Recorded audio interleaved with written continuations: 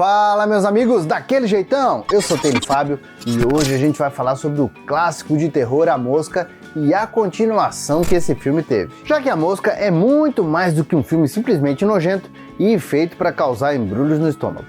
É uma história que explora o limite da ciência e a fragilidade do corpo humano, assim como a sua sequência bate forte na ética de empresas que procuram sair na frente quando o assunto é evolução, mesmo que isso custe o sofrimento de pessoas e animais. Então, se vocês querem relembrar esses dois filmaços e também querem muitas curiosidades sobre A Mosca 1 e 2, sejam bem-vindos a mais um Coleção em Ação Show. Pelos poderes de Grayskull.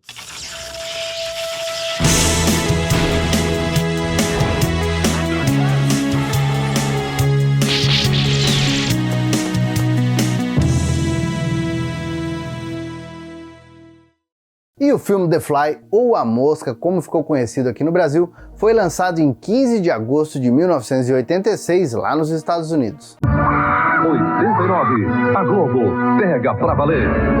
Perigo, medo, terror. Olha pro seu rosto. Alguma coisa aconteceu quando você fez o teletransporte. A Mosca, uma experiência científica, um dramático pesadelo. A Mosca, um grande sucesso do cinema em tela quente. Hoje, depois de O Salvador da Pátria. E com direção do lendário David Cronenberg e produção da lenda das comédias, o Mel Brooks, por mais que ele tenha tentado esconder isso para não acharem que o filme seria um terrir, A Mosca teve a atuação mais do que marcante do ator Jeff Goldblum vivendo o excêntrico cientista Seth Brundle, e ainda com o protagonismo da Geena Davis vivendo a jornalista Verônica, e também um filme que marcou uma geração inteira pelas várias cenas nojentas que o David Cronenberg esfregou na cara das plateias da época sem remorso algum. O que aconteceu? Eu conheço uma velhinha que engoliu uma mosca e talvez ela morra. Seth, por favor. Não estava puro. O teletransporte insiste em pureza. Eu não estou entendendo. Uma mosca entrou na cápsula transmissora comigo na primeira vez que estive sozinho. Mas se engana quem acha que o filme A Mosca é um filme trash, preocupado só em chocar com a escatologia. Muito longe disso.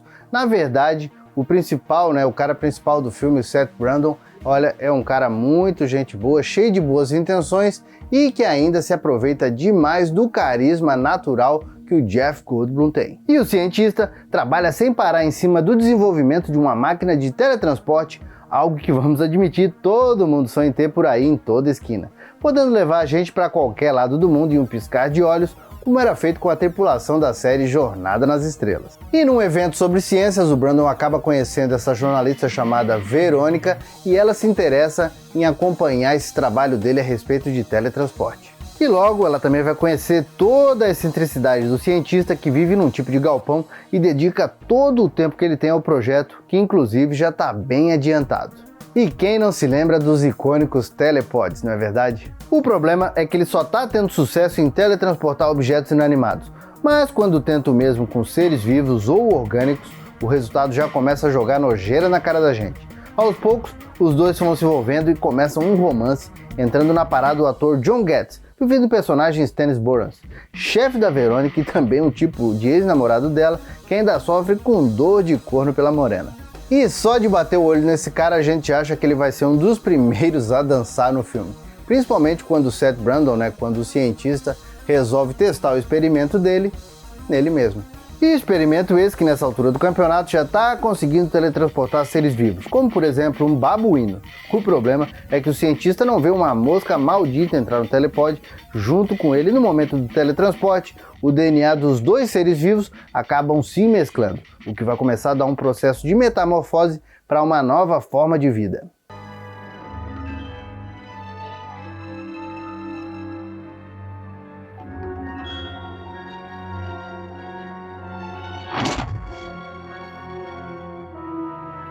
E no começo parece que ele levou vantagem nisso. Tem momentos que a gente até acha no filme que ele vai se tornar um novo Homem-Aranha, ou Homem-Mosca.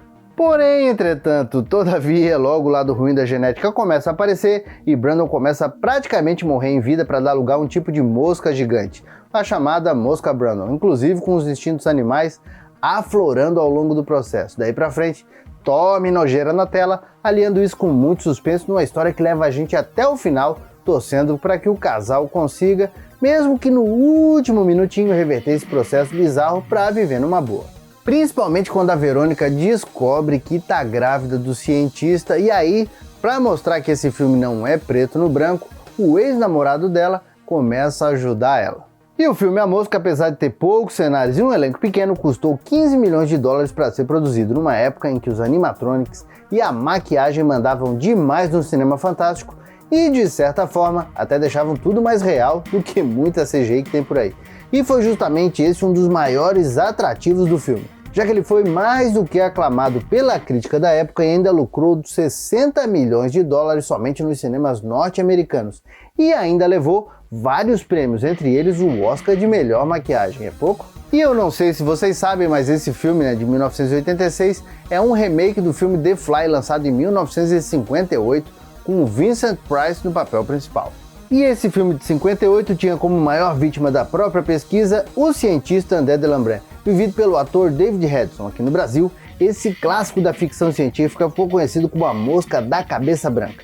E apesar de ser realmente um filmaço, não conseguiu ser tão marcante quanto o remake foi e ainda é, já que aposta muito mais no suspense em torno da busca pela tal mosca do título do que na transformação do cientista.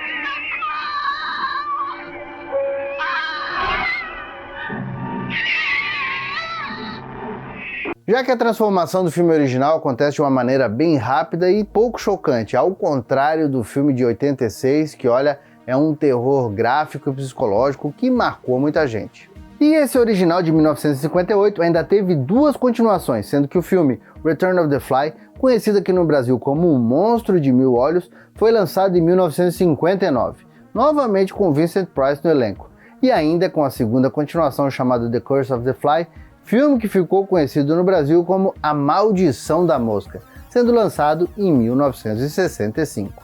Bom, mas voltando para o filme de 86, ele continua realmente relevante, além da parte psicológica, pelas cenas, porque olha, foi tudo muito bem feito, foi tudo muito bem construído, principalmente a parte da transformação do cientista para a mosca Brandon. Aliás, na época das filmagens, o casal do filme era também um casal na vida real, e a Geena Davis já deu várias entrevistas dizendo que as várias expressões de nojo da Verônica, na verdade, eram expressões reais dela mesma, que ficava enojada com a maquiagem e as gosmas que saíam do Jeff Goldblum, enquanto ele ia mudando de cientista para mosca. E ela também falou que ficou traumatizada demais fazendo a cena em que ela tá grávida e quando vai ter o parto ali, nasce no lugar de um bebê uma larva que insiste em ficar dançando o tchan na frente dela. Ai! Não! Não! Não!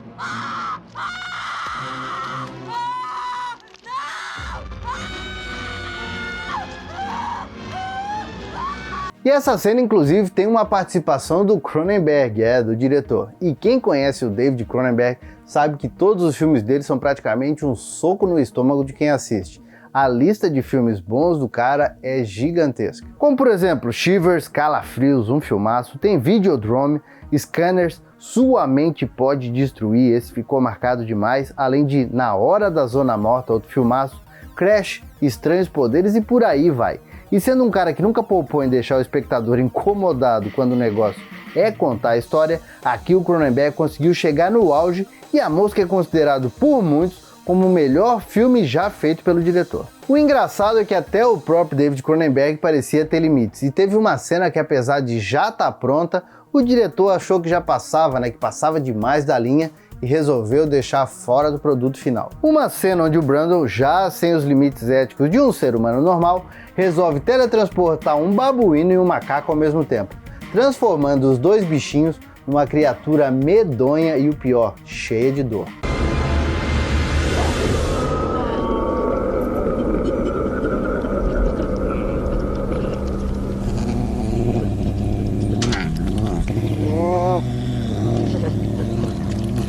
E o mais interessante ainda é a gente notar que o filme A Mosca poderia ter tido um resultado final bem diferente, já que esse filme, né, como era um remake de 1958, já rondava ali, né, essa história desse remake já rondava Hollywood desde o início dos anos 80. Inclusive, o filme lá no início foi oferecido para o próprio Cronenberg, que declinou do projeto por estar envolvido com o filme O Vingador do Futuro, que seria estrelado pelo Richard Dreyfuss. Mas, pelo visto, as coisas acabaram não dando muito certo nesse projeto também, já que tempos depois esse projeto ia parar na mão do Paul Verhoeven e o filme seria estrelado pelo Arnoldão. Só que aí, antes do próprio Cronenberg aceitar o projeto, o filme foi parar nas mãos de um jovem diretor chamado Tim Burton, que também acabou saindo do projeto. Nessa fase, o papel do cientista Seth Brundle chegou a ser oferecido para atores como Mel Gibson, William Dafoe e o Michael Keaton. Por sinal, né, seria um grande parceiro do Tim Burton em várias produções. Olha, eu fico bem curioso quando eu descubro que essas produções, né, que são assim verdadeiros clássicos, na verdade poderiam ter saído de maneiras bem diferentes, como por exemplo esse filme. Como é que ele seria se fosse dirigido pelo Tim Burton e estreado pelo Michael Keaton? Não vale falar que ele ia se transformar no Batman. E aí, tá gostando desse vídeo? Então faz o seguinte, deixa aquele like felpudo e bora compartilhar. Bom, o filme de 1986 terminou e deixou no ar a história da gravidez da Verônica, já que o tal parto dela foi apenas um sonho bizarro e um final alternativo, digamos, mais feliz até foi filmado, com a personagem dando à luz a um bebê normal, mas com belas asas de borboleta. Já pensaram? Só que esse final acabou sendo jogado no chão, né, da mesa de edição, e aí a gente sabe qual foi o final, que apesar de não precisar, deixou um link para uma continuação. E aí, com todo o sucesso do longa original, várias ideias foram pensadas e chegou a ser feito o roteiro de uma sequência que se chamaria Flies, algo como Moscas, que traria Geena Davis novamente como protagonista, sendo mãe de gêmeos com a genética do pai, fugindo do governo que queria as crianças como cobaias. Só que a atriz estava meio traumatizada, não aceitou voltar nessa continuação e também não aceitou voltar na continuação A Mosca 2, quando o filme chegou aos cinemas em 1989. A Mosca 2. Ele recebeu do pai uma terrível herança. Você logo se tornará a mais exclusiva criatura da face da Terra. E luta desesperadamente para se livrar dessa maldição. Você é minha única esperança. Mande matar aquilo! A Mosca 2. Filme inédito nesta segunda. Mesmo sendo uma participação pequena, o problema é que essa participação especial era justamente dando a luz para o filho do Seth Brundle. E aí já viram, né? Ela estava traumatizada demais com aquela cena lá da larva dançando o Chan e não quis voltar. E aí com isso acabaram chamando uma atriz bem parecida que acaba morrendo de hemorragia durante o parto. Aprontar vídeo unidade de Pidocin.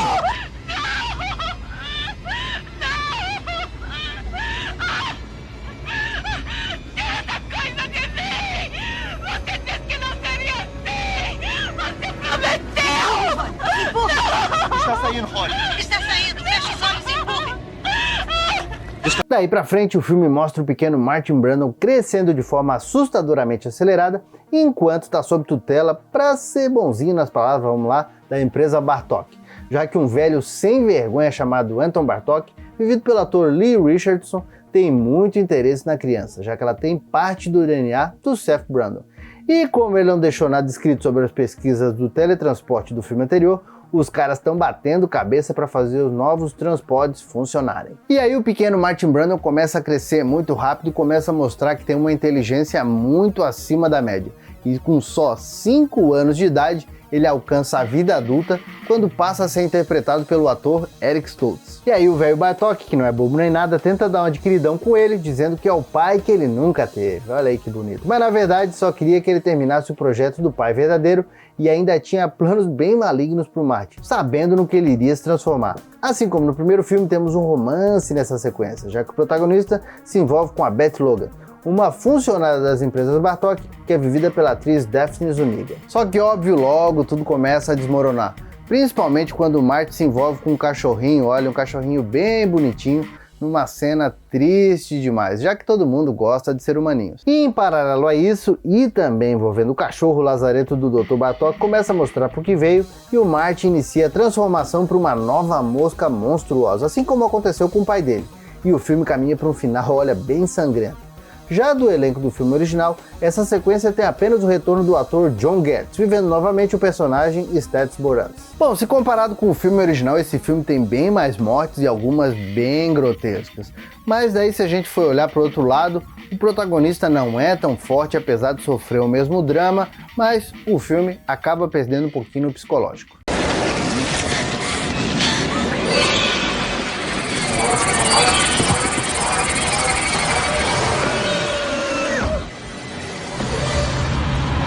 Bom, o negócio é que o filme original é praticamente inalcançável como um clássico e apesar do Eric Stoltz estar muito bem como protagonista, o Jeff Goldblum, que já é um ator de presença mais do que marcante em qualquer filme que ele apareça, simplesmente deve ter tido o auge dele nesse filme da mosca. O outro problema do filme, principalmente se comparado com o original, é que o David Cronenberg não voltou à direção que ficou nas mãos do Chris Wallace, um camarada que também tem seus méritos. Já que ele foi o responsável pelos efeitos especiais do filme original e aqui ganhou o direito de sentar na cadeira do diretor, fazendo bem o dever de casa. Então, se eu puder recomendar para vocês, o conjunto da obra desses dois filmes é excelente e vale a pena uma mini maratona num sábado à noite ou num domingo de chuva. E também faz um bom tempo aí que estão falando num remake do remake, mas graças a Deus até agora nada saiu do papel. Porque eu vou dizer, né, vai ser difícil a gente vê outro Cronenberg sentado na cadeira. E apesar de um terceiro filme nunca ter saído da fase da boataria, em 2015 a IDW lançou nos Estados Unidos uma minissérie em quadrinhos dividida em 5 partes chamada The Fly Outbreak. História essa que deu continuidade ao filme de 1989, mostrando Martin ainda atrás de uma cura definitiva para as mutações causadas pelos telepods, envolvendo inclusive algumas aberrações inéditas e outras vistas nos filmes. Bom, infelizmente esse é mais um material que ficou inédito aqui no Brasil e se vocês quiserem só vão achar em inglês. Agora eu pergunto para vocês, gostaram dessa continuação? Acham que ela vale, né, como a continuação do filme original? O conjunto da obra é bom? Bora comentar. Bom, meus amigos, por enquanto era isso. Eu espero que vocês tenham gostado demais desse vídeo. Se gostaram, ó, bora dar aquele like felpudo e compartilhar. Está chegando agora aqui no canal, bora se inscrever, né? Vai ser muito legal ter você aqui comigo. E também vamos conhecer as nossas redes sociais. Tem coleção em ação para todos os gostos. E toda segunda-feira eu tô junto com a galera do MachineCast, o podcast mais maluco e também mais nostálgico da podosfera. Então, se você gosta de podcast, bora procurar nos melhores agregadores que você vai encontrar. Por enquanto, eu vou deixando meu abraço, dizendo que a gente se vê no próximo vídeo e valeu! E esses são os membros Felpudo Gold do canal. Muito obrigado por acreditarem e ajudarem a preservar a memória do passado. E aproveitando, vem ser um Felpudo Gold você também. Aperta aqui no botão Seja Membro para mais informações de como ajudar o canal.